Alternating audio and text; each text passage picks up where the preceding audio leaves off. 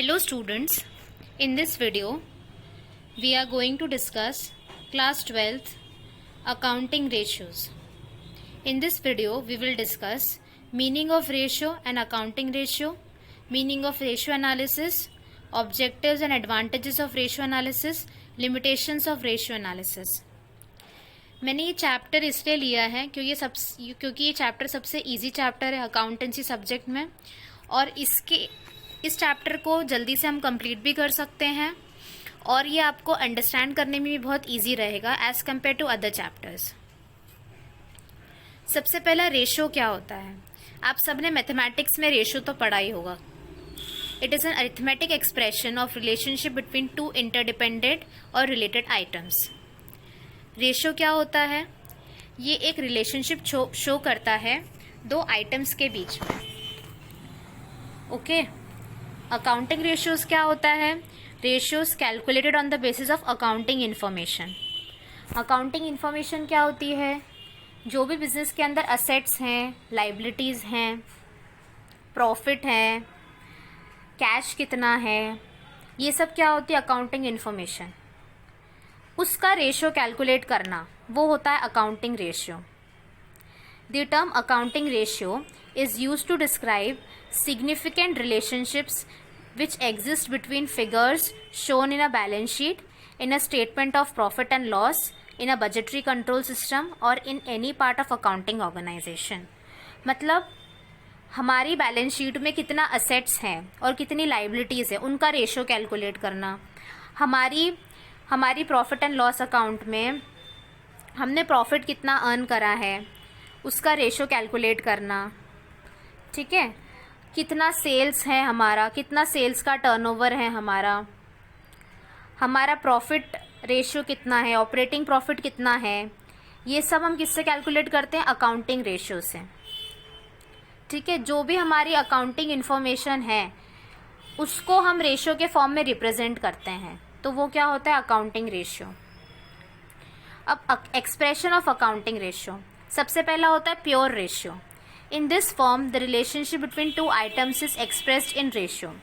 दो आइटम्स की रिलेशनशिप को हम रिप्रेजेंट करते हैं एक रेशियो के फॉर्म में। ठीक है, current ratio expresses the relationship between current assets and current liabilities. हम आगे स्टडी करेंगे करेंट रेशियो क्या होता है। जो भी हमारे बिजनेस के अंदर करेंट असेट्स होती हैं और जो भी करेंट लाइबिलिटीज़ होती हैं, ठीक है, उनके रेशियो को हम रिप्रेजेंट करते हैं। तो अब हमें ये चीज़ समझनी पड़ेगी करेंट असेट क्या होता है और करेंट लाइबिलिटीज़ क्या होती है, वो आगे हम डिस्कस करेंगे। ठीक है, सेकंड है परसेंटेज। हम रेशियो को परसेंटेज के फॉर्म में भी एक्सप्रेस करते हैं, जैसे नेट प्रॉफिट रेशियो है। मतलब हमारा नेट प्रॉफिट कितना हुआ जो हमारी सेल्स है उसके कंपैरिजन में, हमें इतना अमाउंट, इतनी क्वांटिटी सेल करने के बाद कितना प्रॉफिट हुआ उसका परसेंटेज निकालना।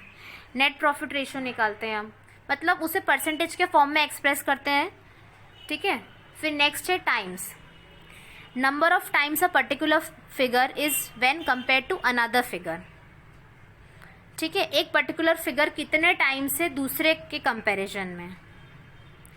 ठीक है, हम trade payables turnover ratio calculate करते हैं, net trade purchases, average trade purchase payables, ये सब कैलकुलेट करते हैं।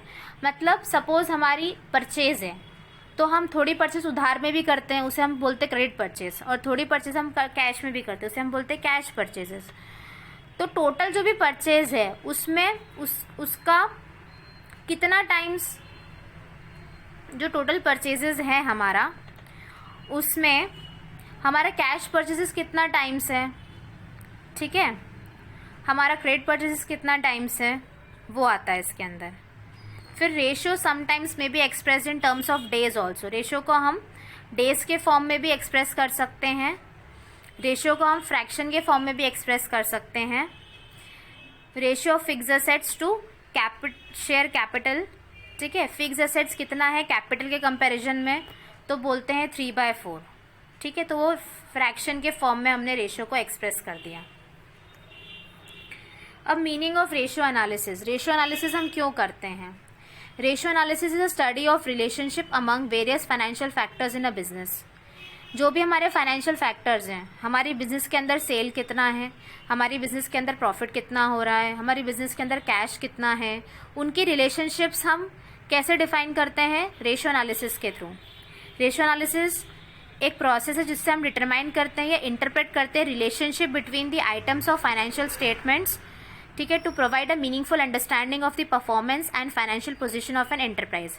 रेशियो के थ्रू हम पता लगा सकते हैं कि हमारी कंपनी का प्रॉफिट लेवल कैसा है। मतलब हमारी जो कंपनी है वो इतना प्रॉफिट तो कमा पा रही कि कॉस्ट को रिकवर कर ले, हमारी कंपनी के करेंट असेट कितने हैं, हमारी कंपनी के पास इतना असेट तो है कि वो अपनी लाइबिलिटी, मतलब जो भी उसको उधार चुकाना है वो चुका सकती है या नहीं चुका सकती है। ये हम किससे डिटरमाइन करते हैं? रेशियो के थ्रू डिटरमाइन करते हैं। अब ऑब्जेक्टिव्स ऑफ रेशियो, हम रेशियो क्यों कैलकुलेट करते हैं? ये हमारी अकाउंटिंग इन्फॉर्मेशन को ईजी बना देता है, सिंपल बना देता है। टू डिटरमाइन लिक्विडिटी, लिक्विडिटी का मतलब होता है हमारी कंपनी के अंदर कितना पैसा है जिससे हम अभी का जो उधार है वो चुका सकें, ठीक है। तो हमारे पास कितना पैसा जिससे हम अभी का उधार चुका सकें, हमारे पास कितना पैसा है कि हम लंबे समय तक का उधार चुका सकें, वो हम किसके थ्रू पता लगाते हैं? रेशियो के थ्रू पता लगा पाते हैं। To assess the operating efficiency of the business, मतलब बिजनेस अच्छे से ऑपरेट कर पा रहा है कि नहीं कर पा रहा है, मतलब बिजनेस इतना सेल्स जनरेट कर पा रहा है कि नहीं कर पा रहा है कि वो अपने कॉस्ट को रिकवर कर ले, ठीक है। फोर्थ है to analyse the profitability of the business, मतलब बिजनेस प्रॉफिट कमा पा रहा है कि नहीं कमा पा रहा है। अगर बिजनेस प्रॉफिट कमा रहा है तभी वो चल सकता है, अदरवाइज वो बंद हो जाएगा। To help in comparative analysis, comparative analysis मतलब फर्म के अंदर ही एक साल के कंपैरिजन में दूसरे साल में ज़्यादा प्रॉफिट हुआ है या कम प्रॉफिट हुआ है। सपोज हमें कम प्रॉफिट हुआ है तो हम तरीके ढूंढेंगे हमारा प्रॉफिट कम क्यों हुआ है। एक कंपैरिजन होता है एक फर्म का दूसरे फर्म से, उस फर्म में ज़्यादा प्रॉफिट क्यों हो रहा है, हमारी फर्म में प्रॉफिट कम क्यों हो रहा है। Next, advantages of ratio analysis. Advantages में सबसे पहला एडवांटेज क्या है? Useful tool for analysing of analysis of financial statements. Financial statements क्या होते हैं? प्रॉफिट एंड लॉस अकाउंट और बैलेंस शीट, उसका एनालिसिस करने में हेल्प करता है अकाउंटिंग रेशियो, ठीक है। जो भी बैंकर्स होते हैं, जो भी इन्वेस्टर्स होते हैं, जो भी क्रेडिटर्स होते हैं, कोई भी इंसान आपको उधार देने से पहले आपकी फाइनेंशियल कंडीशन देखेगा, आपकी बैलेंस शीट देखेगा, आपके प्रॉफिट एंड लॉस अकाउंट देखेगा। आपकी बैलेंस शीट देख के वो क्या जज करेगा? इस फर्म के पास कितने असेट है, कितनी लाइबिलिटी है, मैं इसे उधार दूंगा तो ये चुका पाएगा या नहीं चुका पाएगा, ठीक है। प्रॉफिट एंड लॉस अकाउंट से वो क्या देखेगा कि इस फर्म के पास प्रॉफिट है कि नहीं है, ये फर्म प्रॉफिट कमा पा रही है नहीं कमा पा रही है, ये देखेगा। फिर नेक्स्ट पॉइंट है simplifies accounting data. Accounting ratio क्या कर देता है? सिंप्लीफाई कर देता है और छोटे फॉर्म में कर देता है, समराइज कर देता है अकाउंटिंग डेटा को, जिससे हम आसानी से उसे समझ सकें, अंडरस्टैंड कर सकें, ठीक है। Financial ratios are useful because they summarise briefly the results of detail and complicated computations, मतलब हम आसानी से कॉम्प्लिकेटेड चीज़ों को समझ पाएँ, ठीक है। Useful in assessing the operating efficiency of business. Operating efficiency का मतलब क्या होता है कि हमारी परफॉर्मेंस कैसी है एंटरप्राइज के अंदर। अगर हमारे वर्कर्स अच्छे से परफॉर्म कर रहे हैं तो हमारी ऑपरेटिंग एफिशिएंसी कैसी होगी? अच्छी होगी। जो भी हम बिजनेस के अंदर ऑपरेशन कर रहे हैं उससे हम रेवेन्यू जनरेट कर पा रहे हैं, अर्निंग कर पा रहे हैं, ठीक है। हमारी बिजनेस में लिक्विडिटी कितना है, कितना कैश अवेलेबल है हमारे बिजनेस में। सॉल्वेंसी का मतलब क्या होता है? हमारा बिजनेस बंद ना हो जाए। मतलब बंद कब होता है बिजनेस? जब कॉस्ट ज़्यादा हो जाती है और हमारा जो रेवेन्यू है वो कम हो जाता है। मतलब हमारा बिजनेस लंबे समय तक चल पा रहा है क्या नहीं चल पा रहा है, ठीक है। फिर next, useful for forecasting. Accounting ratios are helpful in business planning and forecasting, मतलब फ्यूचर को प्रिडिक्ट करना, फ्यूचर की प्लानिंग करना, उसमें कौन हेल्प करता है? रेशियो हेल्प करता है, ठीक है। रेशियोज हम कैलकुलेट करते हैं for a number of years, ठीक है। फ्यूचर एक्शन को डिटरमाइन करने में भी हमको रेशियोज हेल्पफुल रहते हैं। Useful in locating the weak areas. Accounting ratios assist in locating the weak areas. जो हमारे कमज़ोर एरिया है उसको पॉइंट आउट करता है रेशियो, ठीक है। अगर हमारी परफॉर्मेंस अच्छी नहीं है तो रेशियो शो कर देगा कि हमारी परफॉर्मेंस अच्छी नहीं है, हमें अपनी परफॉर्मेंस सुधारने की ज़रूरत है और हमें क्या रेमेडियल एक्शंस लेने हैं। ठीक है। फिर useful in inter firm and intra firm comparison, मतलब हमें अगर हमारी परफॉर्मेंस एक पिछले साल कैसी थी और इस साल कैसी है उसे कंपेयर करना। 2020 में इस कंपनी की परफॉर्मेंस कैसी थी और 2011 में कंपनी की परफॉर्मेंस कैसी थी उसे कंपेयर करना, वो होता है इंटर फर्म कंपैरिजन। ठीक है। और इंट्रा फर्म कंपैरिजन क्या होता है, टाटा का प्रॉफिट कितना है, ठीक है, बिरलास का प्रॉफिट कितना है, दो कंपनियों के बीच में प्रॉफिट को कंपेयर करना, वो होता है intra firm comparison. A firm में compare its performance with that of other firms और with the industry standards in general, मतलब एक फर्म दूसरी फर्म से भी कंपेयर कर सकती है और सपोज इंडस्ट्री में इतना प्रॉफिट होता है लेकिन हमारी फर्म को प्रॉफिट कम क्यों हो रहा है या ज़्यादा क्यों हो रहा है उसे जज करना। The comparison is called inter firm comparison और cross sectional analysis if the performance of different units belonging to the same firm is to be compared, मतलब क्लॉथ के अंदर,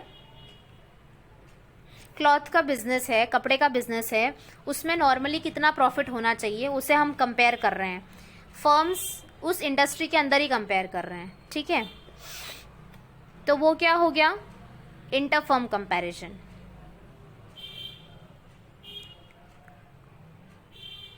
If the performance of different units belonging to the same firm is to be compared, it is called intra-firm comparison। मतलब अब same industry में suppose car manufacturing के अंदर है, तो कार मैन्युफैक्चरिंग के अंदर जो अलग अलग कार की जो कंपनियां हैं उनके बीच में जब हम कंपैरिजन करते हैं तो वो क्या हो गया, इंट्रा फर्म। इंटर फर्म कब होता है,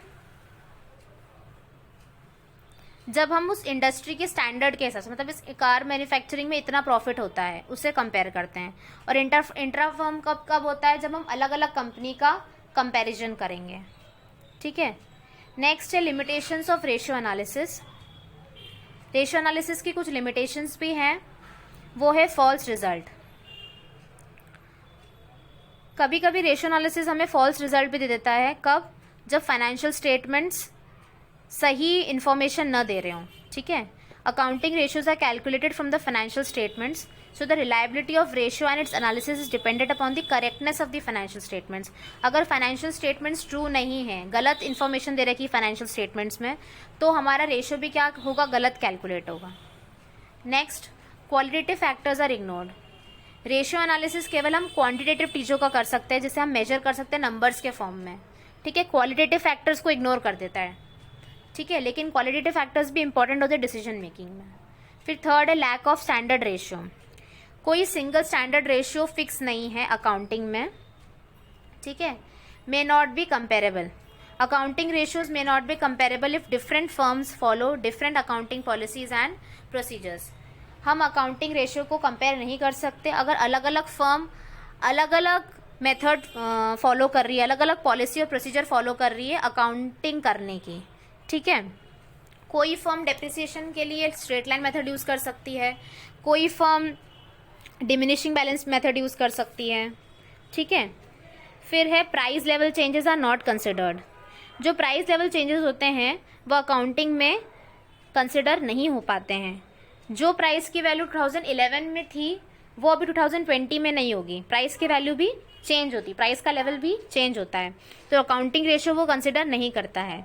change in price level effects the comparability of the ratios, but price level changes can not be considered in accounting variables from which the ratios are computed. This limits the utility of the accounting ratios. मतलब आज से 2011 में जो 100 रुपये की value थी वो आज 2020 में 100 रुपये की वैल्यू चेंज हो गई है, तो उस चीज़ को इंक्लूड नहीं करता अकाउंटिंग रेशियो। फिर सिक्स्थ है विंडो ड्रेसिंग। अकाउंटिंग रेशियोज में be affected by window dressing. Manipulation of account is a way to conceal vital facts and present the financial position better than what is actually is. On account of such a situation, presence of particular ratio may not be a definite indicator of good or bad management. मतलब इंसान अपनी सोच समझ से इस accounting ratio को change कर सकता है। वो फाइनेंशियल स्टेटमेंट पे अपने मर्जी से कोई फिगर चेंज कर देगा, वो अपने खुद से चीज़ों को चेंज कर सकता है। कुछ चीज़ों को हम छिपा भी सकते हैं, ज़रूरी इन्फॉर्मेशन को छिपा लिया, तो उसका फ़र्क भी किस पे आता है, अकाउंटिंग रेशियो पे उसका फ़र्क आता है। ठीक है। Personal bias. पर्सनल जजमेंट भी एक इम्पॉर्टेंट रोल प्ले करता है फाइनेंशियल स्टेटमेंट्स में. Accounting ratios are also not free from this limitation. मतलब मैं एज अ पर्सन भी चेंज कर सकती हूँ फिगर को. 5 लाख था तो मैंने उसे 50,000 बना लिया, मैं अपने हिसाब से उसको चेंज कर दिया, तो रेशियो भी क्या हो जाएगा, चेंज हो जाएगा. ठीक है, मेरा पर्सनल बायस, मैं अपने खुद के फायदे के लिए फिगर्स चेंज कर रही हूँ फाइनेंशियल स्टेटमेंट्स में, तो उससे रेशियो एनालिसिस भी क्या हो जाएगा, फिर हमारा चेंज हो जाएगा. नेक्स्ट है हमारा ऑब्जेक्टिव या एडवांटेज या इंपॉर्टेंस ऑफ अकाउंटिंग रेशियो. में एक बार और बता देती हूँ जो भी इंपॉर्टेंस, ऑब्जेक्टिव और एडवांटेज होते हैं अकाउंटिंग रेशियो के. पहला होता है एनालिसिस ऑफ फाइनेंशियल स्टेटमेंट्स. जो भी बैंकर होगा, क्रेडिटर होगा, शेयर होल्डर्स होंगे, वो एनालिसिस कर पाएंगे. ठीक है, किसको, फाइनेंशियल स्टेटमेंट्स को. Making large and complex figures simple and precise. बड़ी बड़ी फिगर्स को वो सिंपल फॉर्म में प्रेजेंट कर सकते हैं रेशियो के थ्रू. कॉम्प्लेक्स फिगर्स को सिंपल फॉर्म में शो कर सकते हैं. फिर assessment of operating efficiency. Ratio के थ्रू हम ये पता लगा सकते हैं कि हमारे बिजनेस में सारा काम एफिशिएंटली हो रहा है या नहीं हो रहा है. कम कॉस्ट में बेस्ट काम होना चाहिए. ठीक है. Next forecasting. रेशियो एनालिसिस किस में हेल्प करता है, फोरकास्ट करने में हेल्प करता है. ठीक है, फ्यूचर के प्लान्स बनाने में हेल्प करता है. आगे क्या होने वाला उसके लिए हम पहले से रेडी हो जाते हैं. Review of financial position. Ratio analysis proves helpful to know the short term and long term financial position. मतलब हमारे बिजनेस की फाइनेंशियल पोजीशन शॉर्ट टर्म में कैसी और लॉन्ग टर्म में कैसी है. ठीक है. Fixing ideal norms and standards. On the basis of ratio analysis, the management can easily fix ideal norms and standards for various accounting aspects of the business. फिर हमारे पास limitations क्या है रेशियो एनालिसिस की. Danger of false results. ठीक है. Negligence of non monetary aspects. Qualitative चीज़ों को include नहीं करता है. प्राइस लेवल चेंजेस को इंक्लूड नहीं करता है. विंडो ड्रेसिंग होता है फाइनेंशियल स्टेटमेंट्स में. इनहेरेंट लिमिटेशंस है अकाउंटिंग के अंदर बहुत सारी. Ratios are not substitutes. Limited use of single ratio. Lack of universal standards. Personal bias जाता है. Quantitative analysis होता है. ठीक है. Through this video, I hope that you are able to have an overview of accounting ratios. Now, अब आप अपनी book में से रेशियो एनालिसिस वाला चैप्टर खोल के meaning of ratio analysis, objective of ratio analysis, advantages of ratio analysis को read कर सकते हैं और लिमिटेशंस ऑफ रेशियो एनालिसिस को रीड कर सकते हैं और उसे अंडरस्टैंड कर सकते हैं. I hope that this video is helpful.